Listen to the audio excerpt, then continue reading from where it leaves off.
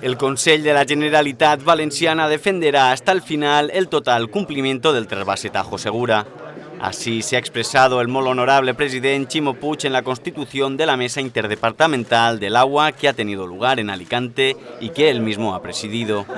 El presidente Ximo Puig ha informado que el Consell buscará en todo momento el diálogo, el consenso, la racionalidad y la eficiencia y ha añadido que la conformación de la Mesa del Agua nace con la voluntad de convertirse en un foro estable y en el inicio de una nueva política en materia hídrica.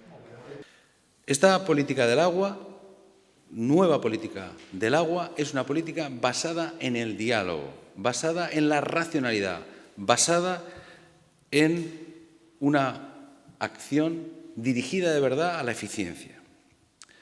Este gobierno, el gobierno valenciano, no va a buscar ni confrontación ni polémicas. Se ha acabado la guerra del agua. Nosotros no queremos que el agua vuelva a ser ni bandera partidista, ni bandera de confrontación, ni cortoplacismo, ni propaganda.